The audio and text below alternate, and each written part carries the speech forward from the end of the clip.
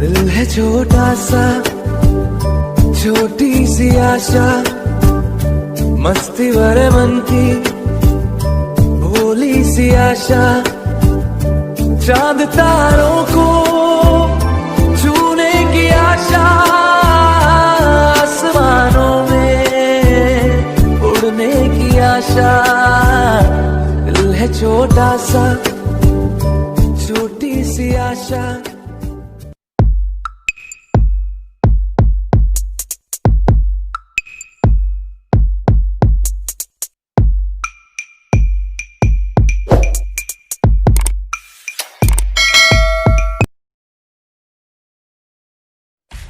Subscribe कीजिए हमारे channel को और बेल आइकन को दबाइए हमारी लेटेस्ट वीडियो सबसे पहले देखने के लिए।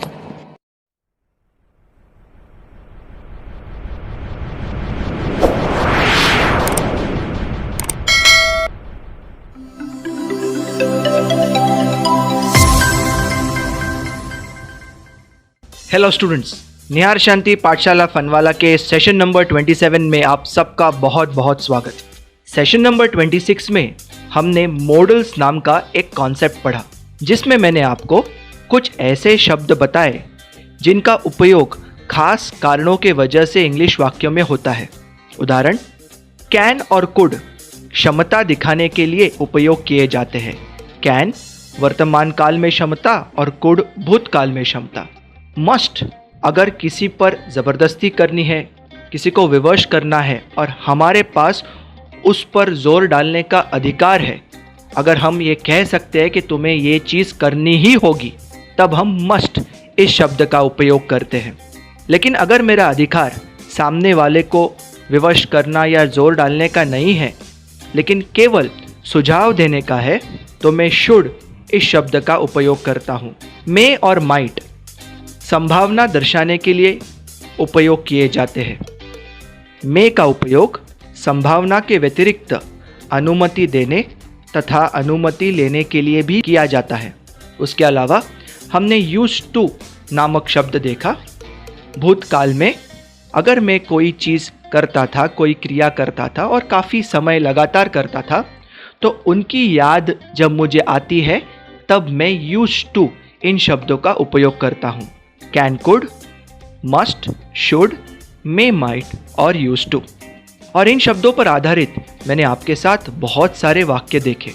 थोड़ा तेज ज़रूर गया, लेकिन बच्चों डरना नहीं, क्योंकि मुझे आपके साथ और लगभग 24 सेशन करने हैं। तो भले ही मैं आपके साथ थोड़ा फास्ट गया हूँ, लेकिन प्रैक्टिस के द्वारा मैं बार बार पुराने कॉन्सेप्ट्स रिवाइज करते रहूँगा।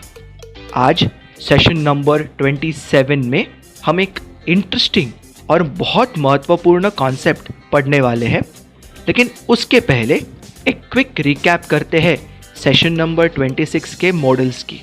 आपके स्क्रीन पर एक एक करके छोटे वाक्य आएंगे और फिर हम एक बड़ा वाक्य पढ़ेंगे। शुरुआत करते हैं। माई मदर, मेरी माँ। माई मदर कट्स, मेरी माँ काटती है। फ्रेश फ्रूट्स, ताज़े फल। My mother cuts fresh fruits, मेरी माँ ताज़े फल काटती है। My mother will cut fresh fruits tomorrow, मेरी माँ कल ताज़े फल काटेगी। My mother may cut fresh fruits tomorrow, मेरी माँ कल शायद ताज़े फल काटेगी। My mother might cut fresh fruits tomorrow, मेरी माँ कल शायद ताज़े फल काटेगी। मे और माइट में उत्तर सेम ही होता है। अगला सेट देखते हैं। रैबिट्स यानी खरगोश। रैबिट्स ईट, खरगोश खाता है। ग्रीन लीव्स, हरी पत्तियाँ। अगर एक पत्ता हो तो लीफ, अनेक हो तो लीव्स। रैबिट्स ईट ग्रीन लीव्स, खरगोश हरी पत्तियाँ खाते हैं। रैबिट्स है इसलिए खाते हैं, रैबिट होता तो खाता है, तो रैबिट्स ईट ग्रीन लीव्स का हिंदी अर्थ हो गया खरगोश हरे पत्ते खाते हैं। Rabbits could eat green leaves, खरगोश हरे पत्ते खा सकते थे। Rabbits used to eat green leaves, खरगोश हरे पत्ते खाया करते थे। नेक्स्ट, वी काउंट, हम गिनते हैं। स्पून्स एंड प्लेट्स, चम्मच और प्लेट्स।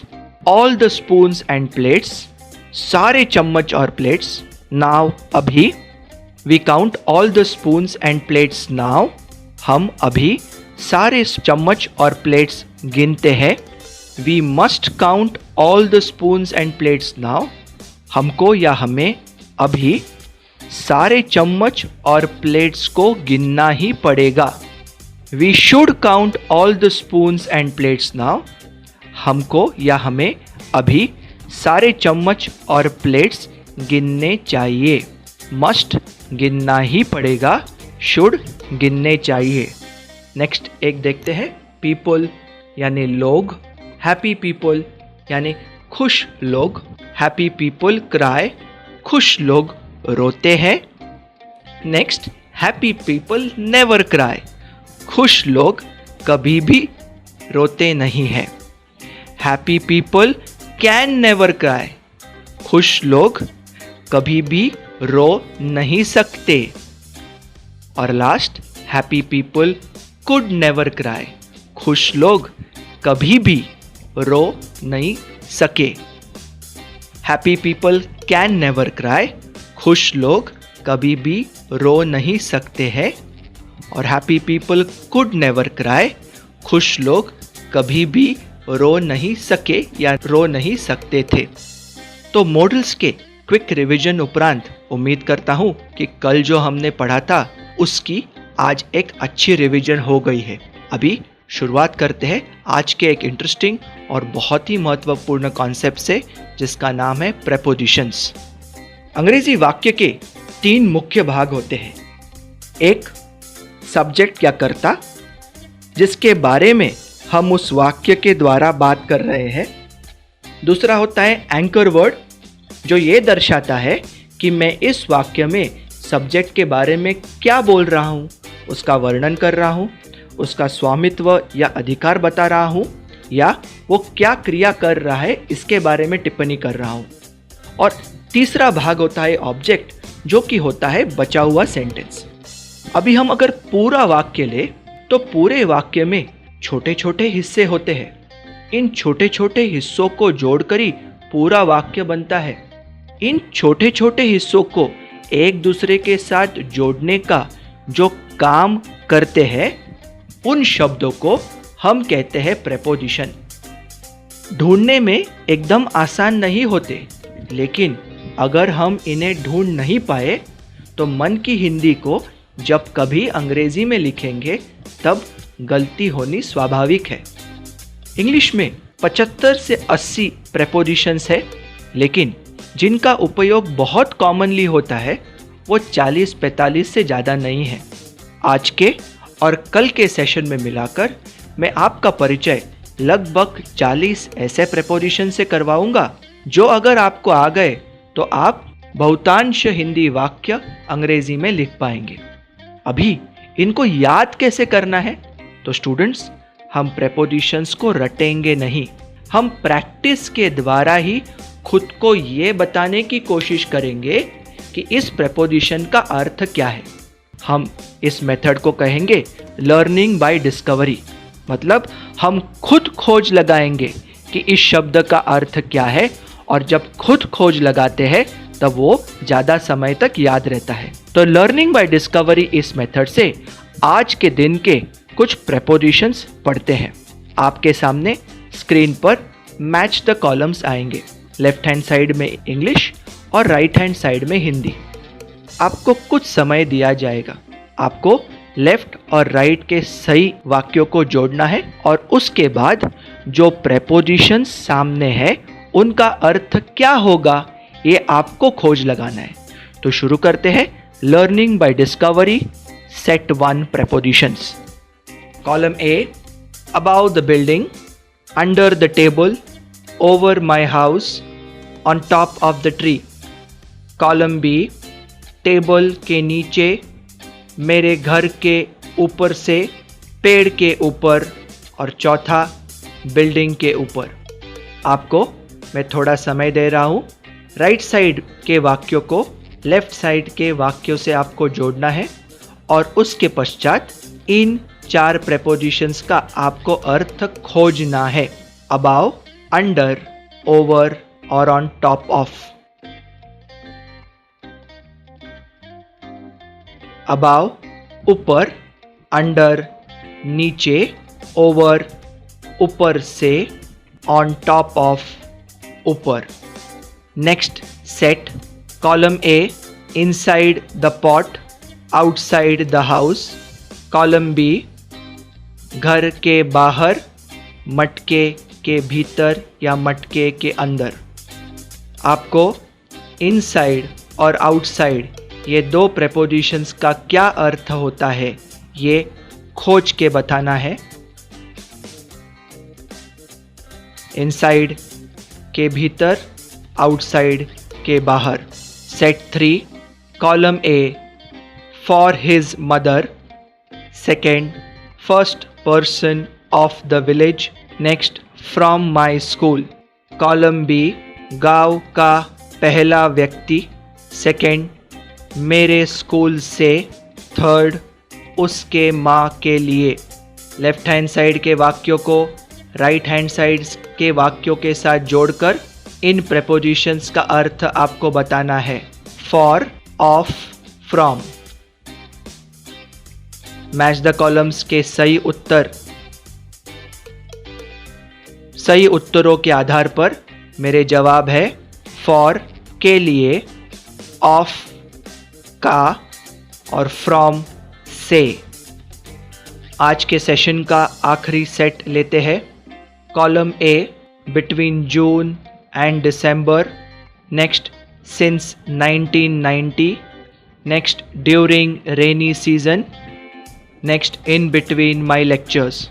कॉलम बी बरसात के मौसम के दौरान या फिर बरसात के मौसम में, मेरे लेक्चर्स के बीच में, 1990 से लेकर जून और दिसंबर के बीच में। जून और दिसंबर के बीच। लेफ्ट हैंड साइड को राइट हैंड के साथ जोड़ना है। जोड़ने के पश्चात आपके उत्तरों के आधार पर आपको प्रेपोजिशंस का अर्थ ढूंढना है। बिटवीन बीच में, सिंस से या से लेकर, ड्यूरिंग दौरान, इन बिटवीन के बीच में। तो ये थी लर्निंग बाय डिस्कवरी मेथड, जहाँ पे मैंने आपको मैच द कॉलम्स दिए, लेकिन आपने राइट हैंड साइड को लेफ्ट हैंड साइड से प्रेपोजिशन के आधार पर नहीं जोड़ा, शब्दों के आधार पर जोड़ा। आपने देखा लेफ्ट हैंड साइड पर टेबल है तो राइट हैंड साइड के टेबल या मेज इस शब्द से आपने जोड़ दिया। लेफ्ट हैंड साइड में हाउस है तो राइट हैंड साइड में आपने घर इस शब्द से जोड़ दिया। तो आपने अपनी शब्द संपत्ति के आधार पर लेफ्ट हैंड साइड को राइट हैंड साइड से जोड़ा, और जब आपके उत्तर सही आए तो फिर आपने सोचा अगर मेरे मैच द कॉलम सही है तो फिर इन प्रेपोजिशंस का अर्थ क्या होगा। इन प्रेपोजिशंस के जो अर्थ है ये आपने खुद ने खोजे हैं। खोजना यानी डिस्कवरी, तो खोज के आपने खुद पढ़े, इसलिए लर्निंग बाय डिस्कवरी। तो स्टूडेंट्स, जो प्रेपोजिशंस के अर्थ आपने खुद ने खोजे हैं, अभी उन प्रेपोजिशन से बने हुए कुछ वाक्यों की प्रैक्टिस करते हैं। फर्स्ट सेट ऑफ सेंटेंसेस लेंगे। मैटरनल अंकल यानी मामा। आवर मैटरनल अंकल, हमारे मामा। आवर मैटरनल अंकल रीड्स, हमारे मामा पढ़ते हैं। अ बुक, एक किताब। अ बुक ऑफ स्टोरीज, कहानियों की एक किताब। Our maternal uncle reads a book of stories, हमारे मामा कहानियों की एक किताब पढ़ते हैं। हिज चिल्ड्रन, उनके बच्चे। ऑल हिज चिल्ड्रन, उनके सारे बच्चे। फॉर ऑल हिज चिल्ड्रन, उनके सारे बच्चों के लिए। वाक्य our maternal uncle reads a book of stories for all his children. हमारे मामा उनके सारे बच्चों के लिए कहानियों की एक किताब पढ़ते हैं. नेक्स्ट, एवरी नाइट, प्रत्येक रात्रि या हर रात को.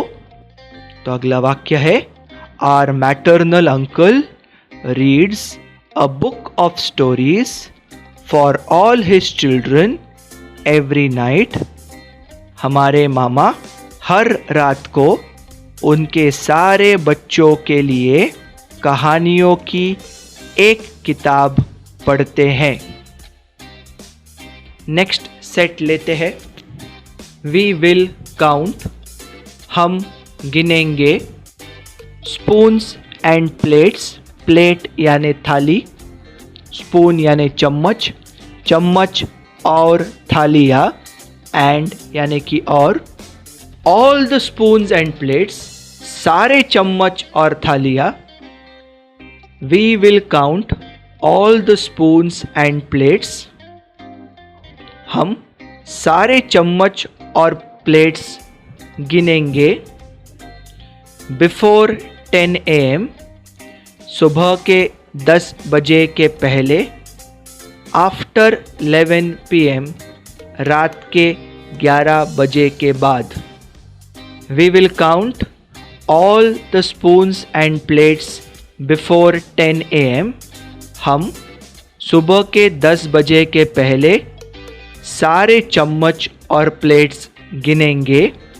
We will count all the spoons and plates after 11 PM, हम रात के 11 बजे के बाद सारे चम्मच और प्लेट्स गिनेंगे. नेक्स्ट सेट, हंग्री क्रो, भूखा कौवा. द हंग्री क्रो, इसका जवाब भी भूखा कौवा. स्टूडेंट्स, अंग्रेजी में द इस शब्द का बहुत महत्व होता है, क्योंकि द इस शब्द का उपयोग करके हम किसी विशिष्ट खास व्यक्ति, वस्तु तथा प्राणी के बारे में बोल रहे ये सिद्ध होता है. यहाँ पे द हंग्री क्रो इस वाक्य में मैं एक खास भूखे कौवे के बारे में बोल रहा हूँ. हिंदी में लेकिन इस द के लिए कोई समान शब्द नहीं है. आगे जारी रखते हैं. The hungry crow dropped, drop यानी गिराना, ड्रॉप्ड, ड्रॉप का पास्ट टेंस यानी गिराया. ऑल द फूड, सारा खाना. The hungry crow dropped all the food, भूखे कौवे ने सारा खाना गिराया. ट्री यानी कि पेड़. बिहाइंड द ट्री यानी पेड़ के पीछे. Next, the hungry crow dropped all the food behind the tree, भूखे कौवे ने पेड़ के पीछे सारा खाना गिराया. इट्स नेस्ट, उसका घोंसला.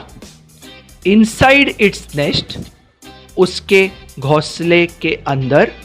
The hungry crow dropped all the food inside its nest, भूखे कौवे ने उसके घोंसले के अंदर सारा खाना गिराया. आउटसाइड इट्स नेस्ट, उसके घोंसले के बाहर. The hungry crow dropped all the food outside its nest, भूखे कौवे ने उसके घोंसले के बाहर सारा खाना गिराया. नेक्स्ट, पिजन, पिजन यानी कि कबूतर. फ्रॉम द पिजन, कबूतर से. वाक्य है hungry crow took all the food from the pigeon, भूखे कौवे ने कबूतर से सारा खाना ले लिया. टेक यानी लेना, टुक टेक का पास्ट टेंस है. नेक्स्ट सेट देखते हैं. ही टुक, उसने लिया. मिल्क एंड आलमंड्स, आलमंड्स यानी कि बादाम, दूध और बादाम. सम मिल्क एंड आलमंड्स, थोड़ा दूध और बादाम. ही टुक सम मिल्क एंड आलमंड्स, उसने थोड़ा दूध और बादाम लिए. हिज मदर, उसकी माँ. फॉर हिज मदर, उसकी माँ के लिए. He took some milk and almonds for his mother. उसने उसकी माँ के लिए थोड़ा दूध और बादाम लिया या कुछ दूध और बादाम लिए. My mother, मेरी माँ. From my mother, मेरी माँ से. वाक्य He took some milk and almonds from my mother. उसने मेरी माँ से थोड़ा दूध या कुछ दूध और बादाम लिए. उसने मेरी माँ से थोड़ा दूध और बादाम लिया. Next set. India will play. India खेलेगा. Their first match. उनकी पहली match. India will play their first match. Bharat उनकी पहली मैच खेलेगा. First match of the tournament. श्रृंखला की पहली match. India will play their first match of the tournament. Bharat श्रृंखला की उनकी पहली मैच खेलेगा. Against Australia. ऑस्ट्रेलिया के विरुद्ध.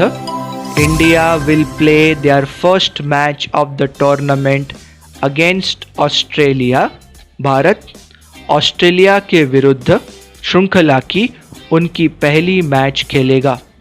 Next set. My parents and grandparents. मेरे माता पिता और मेरे दादा दादी. My parents and grandparents pray. मेरे माता पिता और दादा दादी प्रार्थना करते हैं. Every morning. हर सुबह. My parents and grandparents pray every morning. मेरे माता पिता और दादा दादी हर सवेरे प्रार्थना करते हैं. Inside the temple. मंदिर के अंदर. My parents and grandparents pray every morning inside the temple. मेरे माता पिता और दादा दादी मंदिर के अंदर हर सुबह प्रार्थना करते हैं. Outside the house. घर के बाहर. My parents and grandparents pray every morning outside the house. मेरे माता पिता और दादा दादी घर के बाहर हर सवेरे प्रार्थना करते हैं. Next set. All the villagers. सारे गांव वाले. Go home. घर जाते हैं. All the villagers go home. सारे गांव वाले घर जाते हैं. Every year. हर साल. Once every year. हर साल एक बार. All the villagers go home once every year. सारे गांव वाले हर साल एक बार घर जाते हैं. सिंस 1990. 1990 से. All the villagers go home once every year since 1990. सारे गांव वाले 1990 से लेकर या फिर 1990 से हर साल एक बार घर जाते हैं. नेक्स्ट. My brother. मेरा भाई. माई ब्रदर कम्स. मेरा भाई आता है. माई ब्रदर कम्स होम. मेरा भाई घर आता है. Every year. प्रत्येक वर्ष या हर साल. Once every year. हर साल एक बार. My brother comes home once every year. मेरा भाई हर साल एक बार घर आता है. ड्यूरिंग दिवाली. दिवाली के दौरान. My brother comes home once every year during Diwali. मेरा भाई दिवाली के दौरान हर साल एक बार घर आता है. बिटवीन जून एंड दिसंबर. जून और दिसंबर के बीच. My brother comes home once every year between June and December. मेरा भाई जून और दिसंबर के बीच हर साल एक बार घर आता है. फ्रॉम मुंबई. मुंबई से. My brother comes home once every year from Mumbai. मेरा भाई मुंबई से हर साल एक बार घर आता है. सिंस 2001. 2001 से. My brother comes home once every year since 2001. मेरा भाई 2001 से हर साल एक बार घर आता है. Next set. My teacher. मेरे शिक्षक या मेरी शिक्षिका. मैं लिख रहा हूँ मेरी शिक्षिका. माई टीचर हेल्प्स, मेरी शिक्षिका मदद करती है। एवरी स्टूडेंट्स, प्रत्येक विद्यार्थी। My teacher helps every student, मेरी शिक्षिका प्रत्येक विद्यार्थी की मदद करती है। माई क्लास, मेरा क्लास वर्ग या कक्षा। फ्रॉम माई क्लास, मेरे वर्ग से। My teacher helps every student from my class, मेरी शिक्षिका मेरे क्लास से प्रत्येक विद्यार्थी की मदद करती है। ऑफ माई क्लास, मेरे क्लास का। My teacher helps every student of my class, मेरी शिक्षिका मेरे क्लास के प्रत्येक विद्यार्थी की मदद करती है। हर लेक्चर्स, उनके lectures. In between her lectures, उनके लेक्चर्स के बीच में। My teacher helps every student in between her lectures, मेरी शिक्षिका उनके लेक्चर्स के बीच में प्रत्येक विद्यार्थी की मदद करती है। नेक्स्ट सेट, द क्रो, कौवा। द थर्स्टी क्रो, प्यासा कौवा। द थर्स्टी क्रो पुट, प्यासे कौवे ने डाला। सम स्टोन्स, कुछ पत्थर। The thirsty crow put some stones, प्यासे कौवे ने कुछ पत्थर डाले। अंडर द रॉक, चट्टान के नीचे। The thirsty crow put some stones under the rock, प्यासे कौवे ने चट्टान के नीचे कुछ पत्थर डाले। On top of the tree, पेड़ के ऊपर। The thirsty crow put some stones on top of the tree, प्यासे कौवे ने पेड़ के ऊपर कुछ पत्थर डाले। नेक्स्ट सेट, द एरोप्लेन, हवाई जहाज। द एरोप्लेन फ्लू, हवाई जहाज उड़ा। आर बिल्डिंग, हमारी बिल्डिंग। ओवर आवर बिल्डिंग, हमारी बिल्डिंग के ऊपर से। The aeroplane flew over our building, हवाई जहाज हमारी बिल्डिंग के ऊपर से उड़ा। अबाउ द क्लाउड्स, बादलों के ऊपर। The aeroplane flu about the clouds, हवाई जहाज बादलों के ऊपर उड़ा। नेक्स्ट सेट, माई सन्स, मेरे बेटे। बोथ माई सन्स, मेरे दोनों बेटे। बोथ माई सन्स काउंटेड, मेरे दोनों बेटों ने गिना। ऑल दिस कॉइन्स, ये सारे सिक्के। Both my sons counted all this coins, मेरे दोनों बेटों ने ये सारे सिक्के गिने। देयर टीचर्स, उनके शिक्षक। In front of their teachers, उनके शिक्षकों के सामने। Both my sons counted all this coins in front of their teachers, मेरे दोनों बेटों ने उनके शिक्षकों के सामने ये सारे सिक्के गिने। नेक्स्ट सेट, ओल्ड मैन, बुजुर्ग व्यक्ति। द 5 ओल्ड मैन, 5 बुजुर्ग व्यक्ति या 5 बूढ़े पुरुष। द 5 ओल्ड मैन वॉक्ड, 5 बुजुर्ग पुरुष पैदल चले। The 5 old man walked slowly, 5 बूढ़े पुरुष धीरे धीरे पैदल चले। टूवर्ड्स द बैंक, बैंक की ओर। The 5 old man walked slowly towards the bank, 5 बूढ़े व्यक्ति धीरे धीरे बैंक की ओर पैदल चले। नेक्स्ट, आई विल बाय, मैं खरीदूंगा। सम मिल्क एंड शुगर, थोड़ा दूध और शक्कर। I will buy some milk and sugar, मैं थोड़ा दूध और शक्कर खरीदूंगा। दैट शॉप, वो दुकान। फ्रॉम दैट शॉप, उस दुकान से। I will buy some milk and sugar from that shop, मैं उस दुकान से थोड़ा दूध और शक्कर खरीदूंगा। नेक्स्ट सेट, एलिफेंट्स ईट, हाथी खाते हैं। एलिफेंट्स ईट शुगर केन, हाथी गन्ना खाते हैं। माई फील्ड्स मेरे खेत, फ्रॉम माई फील्ड्स मेरे खेतों से। Sentence elephants eat sugarcane from my fields, हाथी मेरे खेतों से गन्ना खाते हैं। सो स्टूडेंट्स, इतनी प्रैक्टिस के बाद आज का सेशन यही समाप्त करते हैं। और एक सेशन होने वाला है प्रेपोजिशंस पर।